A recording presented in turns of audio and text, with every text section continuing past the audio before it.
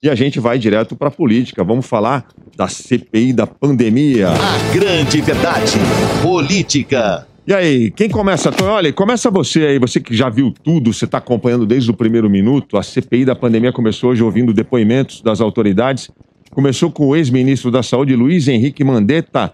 Quais são os destaques do depoimento do Mandetta, Tonholi? Olha, Carluxo participava das reuniões ministeriais que decidiam políticas de saúde para o país na pandemia. Bolsonaro duvidou quando Mandetta avisou que o Brasil poderia atingir a marca de 180 mil mortos em 2020. Você quer explicar um por um, em vez de ler todos assim? A gente vai passando, vai saboreando melhor a informação. Isso que você falou do Carluxo, eu não entendi. O Carluxo estava nas reuniões ministeriais, mas ele nem ministro é, pô. Mas o pai colocava ele lá. Vereador do Rio de Janeiro. O Mandetta fez um estudo de impacto, 3 situações, boa, média e a ruim. E ele entregou para o Bolsonaro o estudo da ruim, falando que o Brasil poderia atingir a marca de 180 mil mortos. O dia que ele entregou esse relatório, o Brasil deu 181 mil mortos, ele errou por 1.000. E tem outras coisas muito importantes, tipo, o Bolsonaro tentou alterar a bula da cloroquina para indicá-la para tratar de Covid, e a Anvisa recusou.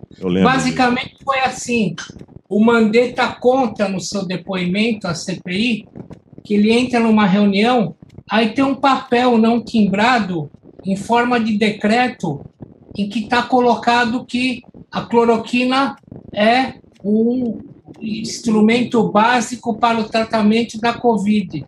Aí ele pergunta para todos os circunstantes da reunião, quem colocou isso aqui?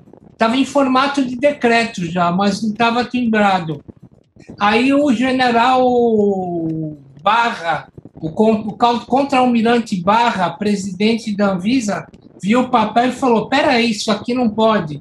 Então, tentaram plantar numa reunião um papel para ver se aprovavam a cloroquina como elemento essencial no combate à Covid. Mas de tudo que eu falei, na minha pobre avaliação, o que vai ser manchete dos jornais amanhã vai ser o seguinte, a carta que o Mandetta escreveu para o Bolsonaro, de 2 laudas, alertando ele sobre tudo que passava no país. O Bolsonaro sequer leu a carta. O Mandetta levou essa carta para a CPI, disponibilizou para os senadores já passaram para a mídia impressa, e essa vai ser certamente a manchete que você vai ler em boa parte dos jornais, além de tudo que eu ouvi do Mandetta, eu ouvi quase tudo até começar o programa. Ele fala que ele contava para o Bolsonaro como estava uma situação, e o Bolsonaro se convencia, mas isso que dava exatamente 3 dias, o Bolsonaro já tinha esquecido tudo e se desconvencia. Então o Mandetta acha que tinha um grupo que fazia a cabeça do Bolsonaro, um grupo paralelo, e ele disse que era exatamente a data de 3 dias, e falava, presidente, vai morrer tantos, temos tal problema aqui, tal problema ali. O presidente falava, tá ok, vou cuidar disso. Passava 3 dias e esquecia tudo. E ele disse que talvez o único nome que ele deu, e eu assisti assim de comer o almoço de frente à televisão, o que eu comer a janta de frente à TV. O que ele falou, o único nome que ele deu foi do ex-ministro das Relações Exteriores, Ernesto Araújo. Ele disse que ele era o coluna dessa equipe que fazia a cabeça do Bolsonaro contra os conselhos que lhe dava Mandetta. Então, contra a ciência, né? Como se diz em Hamlet de Shakespeare, há método nessa loucura. Esse destaque que você deu aí, ele já está nas páginas dos sites de notícia, de todos os sites praticamente. A carta do Mandetta, que você se referiu, que é um documento. É importante lembrar que o detalhe, ela é datada de 28 de março do ano passado. Ou seja, Bolsonaro foi devidamente avisado de tudo que aconteceria, de todos os riscos e seguiu em frente. Quem vai falar agora? É o Bonfá, eu não vejo as carinhas aqui. Quem vai falar? Aldrin, você tem que contar para o povo que está ouvindo a gente no ar, você está de máscara aí no ar, se as pessoas estão achando meio abafado, né? Você está na rádio hoje e está de máscara, não é isso? Você voltou para a rádio, Aldrin? Estou na rádio, estou fazendo no estúdio aqui. Tá super cuidadoso. Aí tem que fazer aí, com máscara aqui, porque tem perdigotos no ar, né? A gente nunca sabe se encontra um perdigoto pelo caminho, mas vamos lá. Eu prestei atenção na CPI e ele também falou vários assuntos interessantes. Falar de tratamento precoce seria criar um kit ilusão. Eu anotei aqui. Ele falou que adotou o uso da cloroquina sugeriu, né, que adotasse o uso da cloroquina para pacientes graves e hospitalizados no começo, mas depois um estudo que eles fizeram não funcionou e aí ele desconsiderou. Mas na verdade eu quero falar uma coisa, eu tenho saudade do Mandetta, porque os ministros de saúde que vieram depois dele são péssimos, né? Um pior que o outro, e eu tenho saudade dele, porque eu acho ele muito bem informado, muito esclarecido, acho que ele é mais técnico do que político, ele tinha uma equipe muito competente ali no time dele, ali, né, antes de sair do ministério. Você acha o atual ministro ruim também, Bonfá? Nossa, Queiroga? Muito ruim. Ele está administrando a crise. Né? Coitado, ele está perdido ali, é um cego em tiroteio. Você vai assim, pá, pum, pum, tem vacina, não tem. Se tem a segunda dose, não... E aí, como é que vai? Vamos dar todas as doses que a gente tem para todo mundo, a gente espera e faz a primeira e a segunda dose. Ele não segue em tiroteio ali, ele está administrando a crise. Eu tenho minhas dúvidas em relação ao Queiroga, eu acho que ele começou bem o jogo, mas ele tem demonstrado agora algumas facetas dele que estão me preocupando. Ele teve na mais recente coisa controversa que ele fez, ele começou a atacar a imprensa, cobrando dos empresários que não anunciassem em veículos que fossem contra o governo, né? Então isso é muito preocupante, porque uma pessoa, a gente sabe que a imprensa é a base da democracia, um dos pilares da democracia. Se um ministro como ele vem falar mal da imprensa, eu não duvido que ele possa também atacar outros pilares da democracia. Então, eu fico muito preocupado. A gente teve essas manifestações do 1º de maio, que foram assim, coisas horrorosas, e veio o ministro da Saúde, que não tem nada a ver com o que a imprensa fala, porque a imprensa só está fazendo o papel dela de comentar, de trazer o que está acontecendo no Brasil e no mundo, e veio o ministro da Saúde se enfiar nesse assunto que não compete a ele. Onde que os empresários fazem os seus anúncios, onde que eles colocam os seus anúncios. Se eles colocam na Rede Globo, na Folha de São Paulo, no Globo, na Folha, no Estadão, ele não tem nada a ver com isso, né? E vir atacar a imprensa dessa forma realmente é degradante. Mas isso deve ser a ordem do palácio, né? Para manipular, para controlar, para abafar, né? Ordem do palácio, do Ministério das Comunicações, né? Isso aí ele já está instrumentalizado, né? É uma pena, porque está saindo da função dele ministro da Saúde e está virando um propagandista político aí, né? Fernanda Camargo, você quer falar? Então, eu acompanhei também com um olhar de comunicação, né? Já pensando aí nos planos e como o Mandetta vai usar essa aparição dele na CPI ano que vem, né? Para poder, se ele fosse lançar ou se vender como um vice ou trabalhar alguma questão política dele. E o que eu pude perceber, acho que quem assistiu também viu isso, que ele estava muito bem posicionado. Ele teve falas muito, vamos usar a palavra, marqueteiras. Então ele me chegou lá com uma bula da ivermectina, com a bula da cloroquina.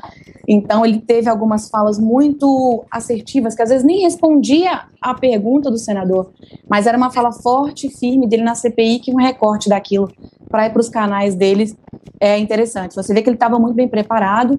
E uma coisa que me chamou muita atenção foi a adequação da linguagem dele para responder às pessoas.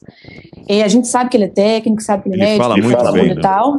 E ele é super oratório, super político, E assim, ele deu exemplos de desenhar. Falou, olha, lembra quando aconteceu a aftosa lá no Mato Grosso do Sul, que é meu estado?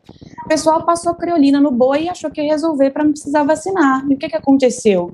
Então, assim, ele traduziu e falou sobre essa questão de ser supersticioso, de não acreditar na ciência. Então, assim, ele conseguiu traduzir para as pessoas. Então, ele vai conseguir entregar a mensagem dele para as pessoas. Então, ele veio preparado para responder os senadores, mas ele também veio preparado para produzir conteúdo. Fernanda, você acha que ele está em campanha, é isso? Ah, ele tá, né? Eu acho que sim, com certeza. E principalmente agora, e assim, não necessariamente uma campanha presidencial, como estou dizendo, ele é um ativo. E aí ele vai ver o que ele vai colher disso, mas que ele está se preparando. Para mim, essas falas dele super bem posicionadas para falar com as pessoas, não com os senadores, demonstra esse interesse político dele em galgar alguma coisa. Tá todo mundo falando do Mandetta, ele realmente fala muito bem, se explicou muito bem, mas ele não apresentou muitas novidades, né, Toioli? Eu tenho a sensação que Uma pintinha, viu, Aldrin Mazei? Oi, pode falar. Acabou de sair a investigação mostrando que o Felipe Martins, assessor especial da presidência, fez sim um gesto racista no Senado. É uma investigação da Polícia Federal? Da Polícia Federal. Acabou de ser concluída. Tava na cara, Lembrando, né? que ele usou o dedão e os 3 dedos, que você lendo aquilo dava White Power, WP. Isso. Força E ele fingiu branca. que estava arrumando o terno, né? A justificativa dele foi essa, que ele estava sendo perseguido. Enfim. Coitado, né? Mas voltando à pauta aqui da CPI, tá todo mundo falando do Mandetta, mas eu tenho a sensação que o depoimento do Taishi amanhã vai trazer revelações de mais impacto do que a gente imagina. Será? Eu tenho essa sensação, porque o Taishi, ao contrário do Mandetta, pediu para sair. Então, É verdade. a primeira pergunta que tem que ser feita para ele, por que você pediu para sair? Se ele for honesto, tiver coragem de responder... Vai ter que ser, né? Senão ele foi muito discreto quando ele saiu lá atrás, no ano passado. Até porque ele não tem aparentes aspirações políticas, né? O Mandetta, quanto Não mais tem tempo nada ele a perder. se mantivesse no cargo, mais vitrine ele teria. Ele não tem nada a perder. E o Taishi, ele se sentiu pressionado a questão da cloroquina, que foi bem a época dele, não sei se vocês lembram. Então, que isso foi a imprensa falou isso, mas ele não confirmou isso, né? Ele nunca deu essa declaração. Tem que sair da boca dele, né? Se ele disser, olha, me obrigaram, queriam me obrigar a fazer isso, eu não concordei. Essa é uma declaração muito forte. Vamos aguardar se o Taishi vai dizer isso amanhã. Diga, Bonfá. Já que a gente falou que o Mandetta está em campanha, então, né, não sei, eu sempre achei que ele fala muito bem, ele sempre, eu acompanhava muito aquelas coletivas diárias na época que ele era ministro, eu acho que ele continua no mesmo padrão. Não notei diferença, não notei que ele está em campanha, mas posso estar sendo inocente aqui. Mas ele derrapou em alguns momentos. Por exemplo, teve um senador que perguntou, e o carnaval? Você não podia ter feito nada? Não podia ter se posicionado, tal? E podia sim, né? E não fez nada, né? O carnaval rolou solto em 2020 e as pessoas se contaminando, vindo gente de fora. O carnaval vem muito estrangeiro para o Brasil, né? E a coisa rolou, a doença circulou e ali a gente começou a incubar o negócio. E aí a bomba veio 2, 3 semanas depois, com o aumento da pandemia, e a gente não fez nada. Isso ele derrapa. Eu não concordo com isso, mas tudo bem. Cada um pode dar a sua opinião. Termina. Depois eu vou debater com você, Bonfá, vai. Claro, imagina, a gente fica à vontade. E ele também falou que o Brasil não fez lockdown. Ah, vá, não brinca. Não fez mesmo. Sabe quando a gente vai fazer um lockdown de verdade nesse país? Quando você vê os ônibus passando e não vê ninguém, e quando você for no metrô e nos trens da CPTM, a gente está aqui em São Paulo, e também não vê ninguém, ou pouquíssima gente. Aí ele tem lockdown. Se eles estiverem lotados, não tem lockdown. É um lockdown de mentira, entendeu? Tudo que a gente fez até agora foi muito paliativo, muito de mentirinha, muito... Por isso que a doença não para de crescer, não para de morrer gente, está fora do controle. Sobre o carnaval, viu, Bonfá? A gente já falou isso aqui no programa uma vez, até foi uma ouvinte que ligou falando, essa história de, por que não cancelou o carnaval? Primeiro, nenhum país do mundo cancelou o carnaval. E essa história de que o carnaval no Brasil gerou a disseminação do vírus, ela não se confirma na realidade, porque se você for ver no calendário, nas datas, você conta aí 30 dias depois do carnaval, você não tem uma explosão de casos no Brasil. Os casos no Brasil vão explodir a partir de maio, mais ou menos. Então... E outra coisa, né, Aldrin? Oi, pode falar. Não, e outra coisa importante sobre o carnaval também, a questão é o seguinte, a gente está falando de fevereiro de 2020. Não tinha ainda... O mundo não tinha noção do que ia acontecer, a gente tem que ser realista. Em março de 2020, a gente achava, vamos ser bem realistas, a gente achava que ia ficar 1 mês em casa, ou 2 meses em casa, ia passar esse negócio e a gente ia voltar com tudo.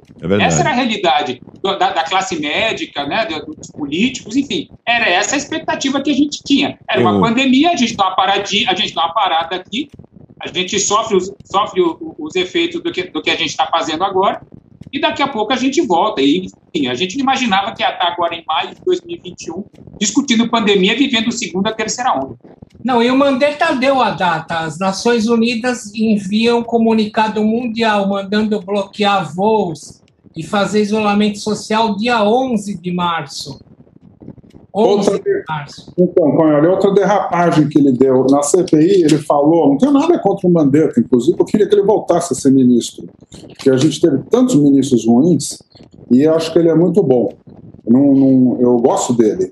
Mas ele também cometeu outra derrapagem, não sei se vocês prestaram atenção, que ele falou, não, a gente tinha que fazer uma barreira sanitária, não, o Brasil é muito grande, não ia ser muito eficaz, isso, tal. O mundo inteiro fez barreira sanitária. Nós somos odiados no mundo, nós somos um patinho feio hoje no mundo, nós somos um país que distribui a doença, distribui novas variantes do vírus. Sim. E a gente não fez nenhuma barreira sanitária até hoje. As pessoas vêm para cá, fazem um PCRzinho lá, né, um testezinho, vêm para cá e entram.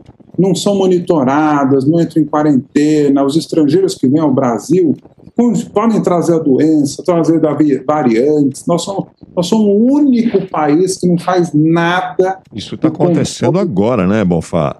O mundo inteiro está preocupado agora com a Índia, né? A Índia que tem 1 bilhão de habitantes está se transformando no novo foco. E tem 2 voos diários da Índia direto para o Brasil que estão chegando aí todos os dias e não são historiados, né? Eles entram numa boa, não tenho nada contra os indianos, não tenho nada contra ninguém, entendeu? E nem nada contra o carnaval, que eu falei atrás, o carnaval. Não, sim. Mas assim, a gente tem que ter os controles, quem entra, a gente tem que saber onde vai, tem que monitorar, tem que pedir um outro teste, vai fazer a quarentena no hotel, exatamente.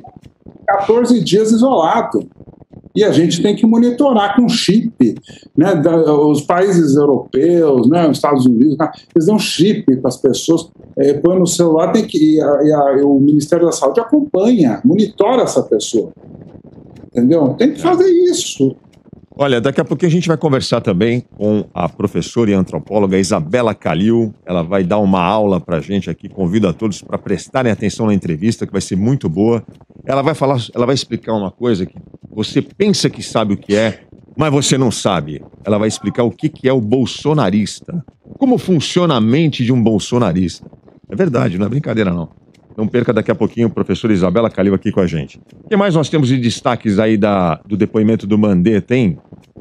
O que faltou falar? Teve uma atrapalhada lá, né? Uma hora lá o senador Ciro Nogueira estava lendo uma pergunta e o Mandetta falou, eu já tinha visto essa pergunta aí. O que foi aquilo? O WhatsApp. Como é que é, Tonholi? Explica isso aí. Não, ele já tinha recebido a pergunta do ministro Fábio Faria. E quando ele ia responder, o ministro apagou. Ministro das Comunicações do governo Jair Bolsonaro. Peraí, o ministro Fábio Faria mandou a pergunta para o Mandetta. Mandou a pergunta, quando o Mandetta ia responder, ele apagou no WhatsApp. Mandou por engano, é isso. E aí, quando chega hoje, essa pergunta aparece na boca do Ciro Nogueira. Será que o governo está manipulando os senadores? Será que eles estão mandando as perguntas para os senadores? Isso. então fazerem para o Mandetta e para amanhã para o Taixe, será? Acho que agora entregou, né? Que palhaçada, né?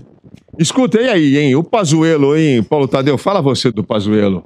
Ele não vai amanhã depor? Ele cancelou o depoimento, Paulo Tadeu? O Pazuello alegou que ele teve contato com pessoas infectadas, então ele não vai poder aparecer lá na CPI. Eu acho muito interessante essa preocupação que os governistas, né, e ex-governistas, no caso do Pazuello, têm agora, neste momento, com a saúde das outras pessoas, né?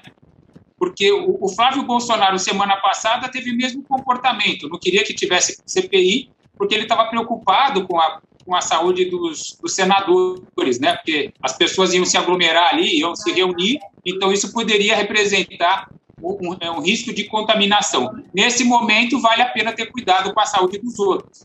Sair na rua sem máscara, como faz o pai dele, o mesmo Flávio não tem preocupação nenhuma, né? Que ele já falou várias vezes nesse sentido.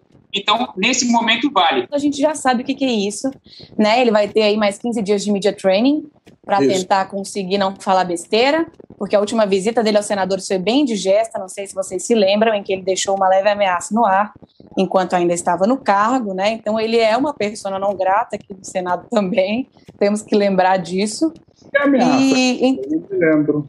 Vocês não lembram que ele veio aqui prestar esclarecimentos e ele falou assim, olha, ia ser muito ruim, sabe, gente, se vocês continuassem chamando o ministro, se vocês continuassem aí fazendo essas perguntas para o governo nesse momento, né, e ele deixou essa mensagem lá, que foi muito mal recebida, e agora ele está voltando aí para poder prestar esclarecimentos. Então, dá tempo dele ensaiar bastante coisa, né, Tonho? Eu acho que dá para ele ensaiar o que o ministro das Comunicações antigo falou, o que ele tem que repetir, como é que ele vai tirar o Bolsonaro da conta. Dá bastante tempo para ele treinar, né? Ô, Tonholi, o nome disso é medo, né? Meda. Na minha época de jogar futebol, a gente falava que o cara peidou na farofa. O ministro Pazuello peidou na farofa. No Twitter estão falando hoje cagou na tanga.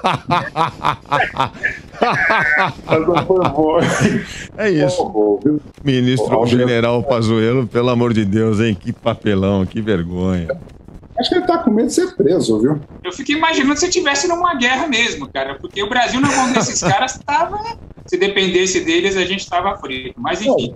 O Pazuello virou um fantoche, né, do Bolsonaro, né? Tudo que o Bolsonaro queria ou pedia, ele fazia. E é o que ele fez no Ministério da Saúde, né?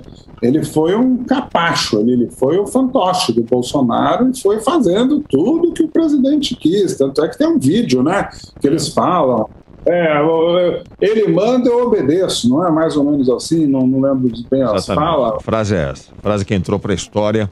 O fato que todo mundo já sabe é que o Pazuello é o grande responsável pelos 10 meses mais desastrosos da história do Ministério da Saúde, que infelizmente foi o nosso ministro durante a pandemia. O momento que a gente mais precisava de alguém preparado para o Ministério da Saúde, a gente tinha um Pazuello. A grande verdade.